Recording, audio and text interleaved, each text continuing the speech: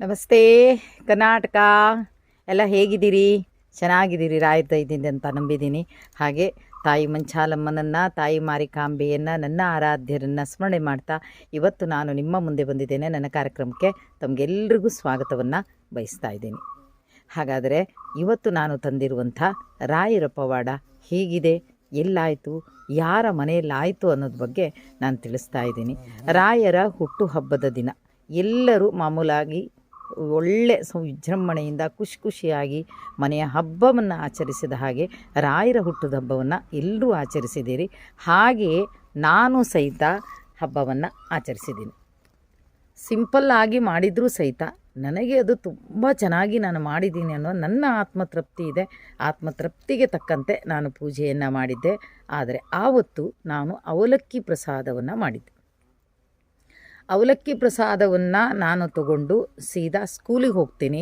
ಸ್ಕೂಲಲ್ಲಿ ಎಲ್ಲ ಮಕ್ಕಳಿಗೂ ಹಂಚಿ ನನ್ನ ಅಂಗನವಾಡಿ ಮಕ್ಕಳಿಗೂ ಸಹಿತ ಹಂಚ್ತೀನಿ. ಸ್ಕೂಲಲ್ಲಿ ಹಂಚುವಾಗ ಅಲ್ಲಿ ವಿಚಾರಿಸ್ತಾರೆ, ಏನು ವಿಶೇಷ ಇವತ್ತು, ಯಾಕೆ ಈ ಪ್ರಸಾದವನ್ನು ಮಾಡ್ಕೊಂಡು ಬಂದಿದ್ರಿ ಅಂತ. ಆಗ ಹೇಳ್ತೀನಿ, ಇಲ್ಲ ಇವತ್ತು ನಮ್ಮ ರಾಯರ ಹುಟ್ಟದ ಹಬ್ಬ, ಹಾಗಾಗಿ ಮಕ್ಕಳಿಗೆ ಅವಲಕ್ಕಿ ಪ್ರಸಾದವನ್ನು ಕೊಡ್ತಾ ಇದ್ದೀನಿ ಅಂತ ಹೇಳಿ ಮಕ್ಕಳಿಗೆ ಅವಲಕ್ಕಿ ಪ್ರಸಾದವನ್ನು ಮಾಡಿ ಆಮೇಲೆ ಅಲ್ಲಿ ಮಕ್ಕಳಿಗೂ ನಮ್ಮ ಮಕ್ಕಳಿಗೂ ಪಾಯಸವನ್ನು ಮಾಡಿ ಕೊಡೋದು ಅಂತ ಮಾಡಿದ್ದೆ. ಆದರೆ ಅಲ್ಲಿ ಆಗಾಗಲೇ ಎರಡೂ ಮಕ್ಕಳದ ಹುಟ್ಟದ ಹಬ್ಬ ಇರೋಕ್ಕೆ ಮನೆಯಿಂದಲೇ ಪಾಲಕರೇ ಕಳಿಸಿದ್ದಾರೆ ಪಾಯಸ ಅಂದರು.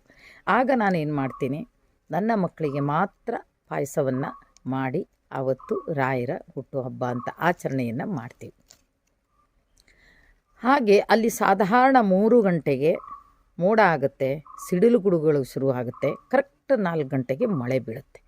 ಯಾವ ರೀತಿ ಮಳೆ ಅಂದರೆ ಊಹಿಸೋಕ್ಕೂ ಸಾಧ್ಯ ಆಗದೇ ಇರುವಂಥ ಮಳೆ, ಗಾಳಿಗೆ ಅದು ನೋಡೇ ಇಲ್ಲ, ಆ ರೀತಿ ಗಾಳಿಗಳು ಬೀಸ್ತಾ ಇದೆ.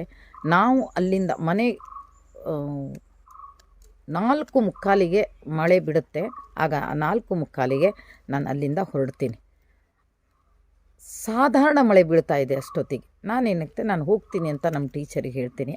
ಆದರೆ ನನ್ನ ಗಾಡಿಯನ್ನು ನಾನು ದಿನ ತಂದು 2 ದೊಡ್ಡದಾದಂಥ ಗೇರು ಮರ ಇದೆ, ಆ ಗೇರು ಮರದ ಮಧ್ಯದಲ್ಲಿ ನಾನು ನಿಲ್ಲಿಸ್ತೀನಿ. ಯಾಕೆ ತಂಪಿದೆ ಅಲ್ಲಿ ಅಂತ ನಿಲ್ಲಿಸ್ತೀನಿ. ಹಾಗೆ ನಾನು ಜಸ್ಟ್ ಪಾಸಾಗಿದ್ದಷ್ಟೇ, ಇನ್ನೇನು ನಾನು ಪಾಸಾಗಿದ್ದೀನಿ ಆಗಲೇ ನನಗೆ ನಮ್ಮ ಟೀಚರಿಂದ ಕಾಲ್ ಬರುತ್ತೆ. ಜಸ್ಟ್ ಮಿಸ್ ಪಾಸಾದ್ರಿ ನೀವು ಅಂತ. ಯಾಕೆ ಅಂತ ಕೇಳಿದೆ. ಯಾಕಂದರೆ ನೀವು ಎಲ್ಲಿ ನಿಲ್ಲಿಸಿದ್ರಿ ಗಾಡಿನ, ಅಲ್ಲಿ ಆ ದೊಡ್ಡ ಗೇರು ಮರ ಇದೆಯಲ್ಲ ಅದು ಬಿದ್ದು ಬಿಡ್ತು. ಒಮ್ಮೆ ಆ ಕ್ಷಣ ಇನ್ನೊಂದು ನಿಮಿಷದ ಮುಂಚೆ ಬಿದ್ದಿದ್ದರೆ ಬಹುಶಃ ನಿಮ್ಮ ಮೈ ಮೇಲೋ ನಿಮ್ಮ ಗಾಡಿ ಎರಡೂ ಏನಾಗ್ತಿತ್ತೋ ಗೊತ್ತಿಲ್ಲ. ಅದು ತಲೆ ಮೇಲೆ ಬೀಳ್ತಿತ್ತು, ಭುಜದ ಮೇಲೆ ಬೀಳ್ತಿತ್ತು, ಕಾಲ ಮೇಲೆ ಬೀಳ್ತಿತ್ತು ಗೊತ್ತಿಲ್ಲ. ಆದರೆ ಇಡೀ ಮರ ತುಂಡಾಗಿ ಬಿದ್ದಿದೆ. ರಾಯರಿಗೆ ಒಂದು ಥ್ಯಾಂಕ್ಸ್ ಹೇಳ್ತೀನಿ. ರಾಯರಿಗೆ ಒಂದು ಥ್ಯಾಂಕ್ಸ್ ಹೇಳಿದ್ಮೇಲೆ ಆಯಿತು, ಮಾಮೂಲಾಗಿ ನನಗೆ ಅಷ್ಟೆಲ್ಲ ಯೋಚನೆನೇ ಮಾಡೋದೇ ಇಲ್ಲ, ನಾನು ಮಾಮೂಲಾಗಿ ಇರ್ತೀನಿ. ಮರುದಿನ ನಾನು ಸ್ಕೂಲಿಗೆ ಹೋಗ್ತೀನಿ.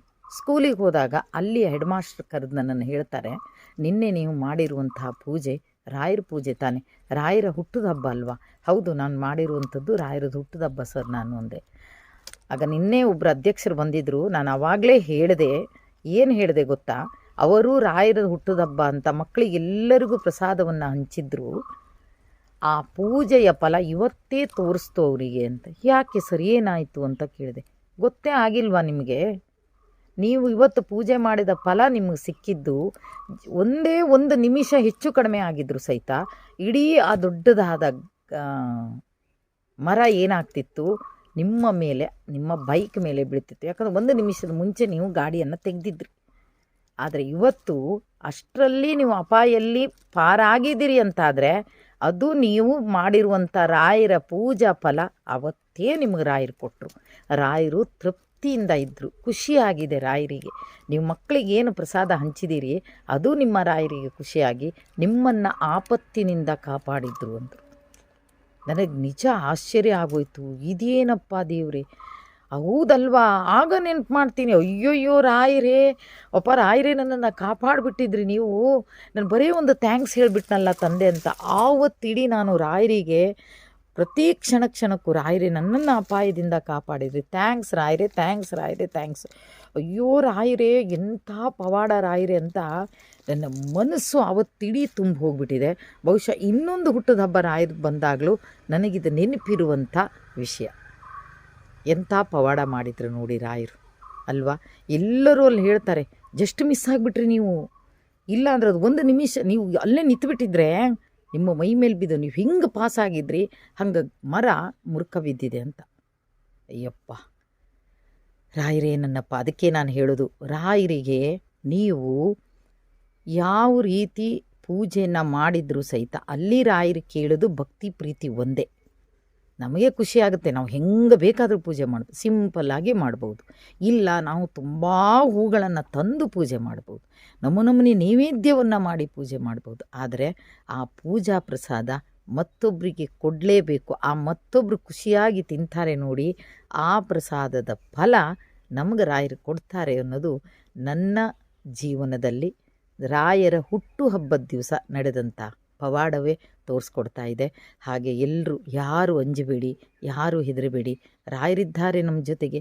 ಆ ಒಂದು ನಂಬಿಕೆಯಿಂದ ಮುಂದೆ ಕಾಲಿಡೋಣ ಅಂತ ಹೇಳ್ತಾ ಇವತ್ತಿನ ಈ ಕಾರ್ಯಕ್ರಮವನ್ನು ಇಲ್ಲಿಗೆ ಮುಗಿಸ್ತಾ ಇದ್ದೀನಿ. ಜೈ ಹಿಂದ್, ಜೈ ಕರ್ನಾಟಕ ಮಾತೆ, ಸರ್ವೇ ಜನ ಸುಖಿನೋ ಭವ.